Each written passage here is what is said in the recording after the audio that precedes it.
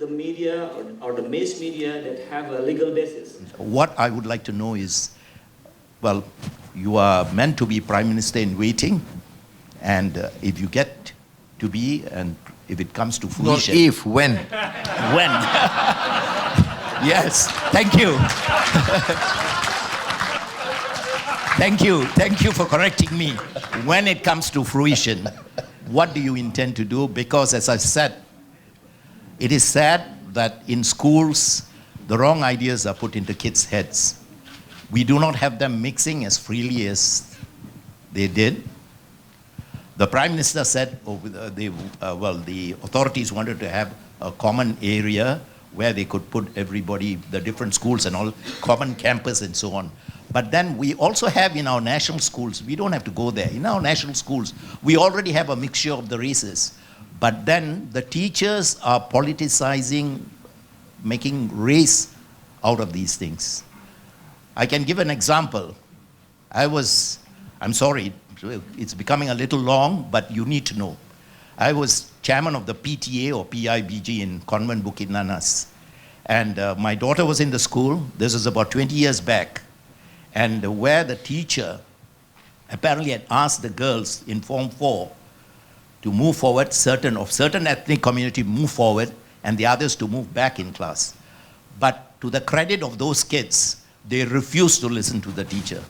And this is what has happened. What is happening now? It's the teachers, if they don't put the right ideas or they put the wrong ideas into the kids, as the twig is bent, so will the tree be.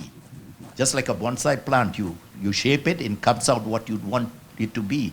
And this is what is of utmost concern.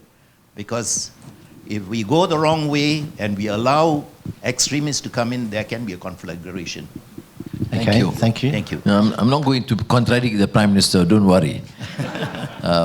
But I think it is not just political leaders, academics, professionals, but we must take the lead, ensuring this new narrative. For example, in a small way, me, Kit Siang, the rest, we discuss and say, look, change the narrative. Let us all show enough empathy and concern for the welfare of the poor. The vast majority are Malay, Bumiputras. There are pockets of poverty among the Chinese, the urban sector, and gross or grinding poverty in some of the estate sector among the local Indians. Now, we deal as part of our family. We don't, some Malays have questioned me when I talk about dismantling the new economic policy. And they say Anwar is becoming too liberal to appease the Chinese. But I said to the contrary, no. But this is the right thing. If you talk about justice and virtue and compassion, you have to deal with substantive issues, notwithstanding the racial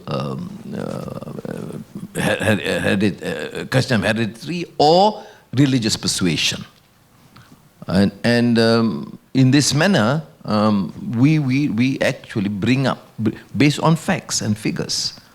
We have 10 billion ringgit we spend. And frankly, I tell the Malays that actually the vast majority is going to the Malays.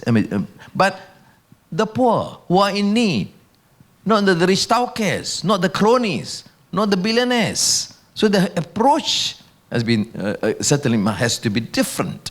So this is what I mean by a new narrative. Now, end of November, for example, with groups of friends from Penang, I mooted again the idea of continuing that series, Islam and Confucianism dialogue. We have 500 non-Muslims and 500 Muslims sitting down, listening to one another. Positive traits about Islam, about justice, about compassion, and to combat this Islamophobic view, because it's also there among the non-Malays and professionals.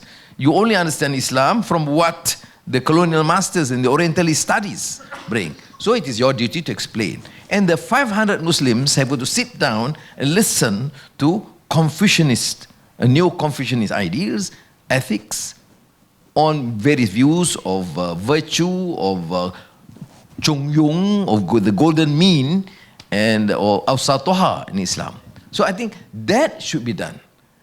And it should be at the popular level. Academics, political leaders, and civil society leaders. And I think we need to do much more of this. I've encouraged friends, I mean, even friends from the legal fraternity, to go down. Because they see a poor Malay in the kampung, sees a big tauke coming in and say, look, I do express some concern, this is what I will do to help. Don't go through intermediaries or government departments. Go directly. And I think this need to be the new approach, initiative, but we need to do this at the popular level. I'm more optimistic because although I do recognize, I grew up in Bukit Mataja, my neighbors are all non-Malays, okay? So, and they're all uncles and aunties to me. So when my Malay friends, my Malay college, say from Kelantan came, they said they find it quite odd. How can a Malay have an Maniam as his uncle? I said, is your family member married to Maniam's family? You see? But that's not the case. It's how we were brought up. And I think this need to be part and parcel.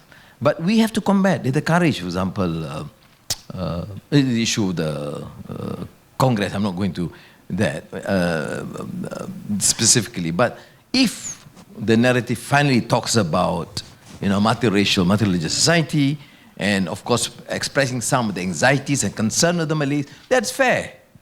But you start talking about supremacy and the dominance of a particular ethnic community, then you are actually inviting a negative reaction and therefore political repercussions, which is bad for this country.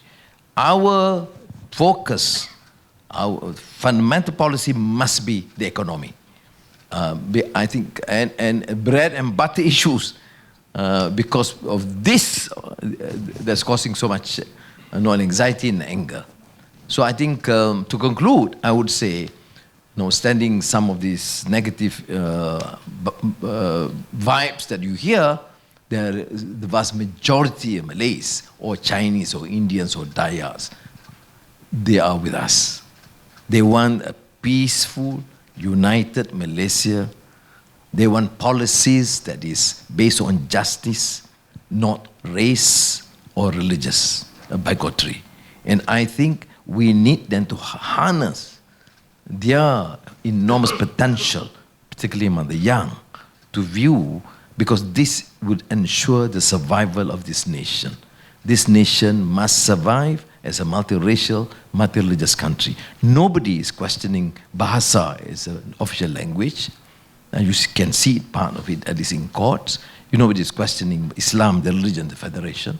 But people do question once you use, for example, religion to intrude or compel others to accept your system or laws, etc. So I think that you must be very careful to ensure that you do allow the elevation of the status of Islam, but you should never then fall to this trap of trying to intrude on people's personal liberties.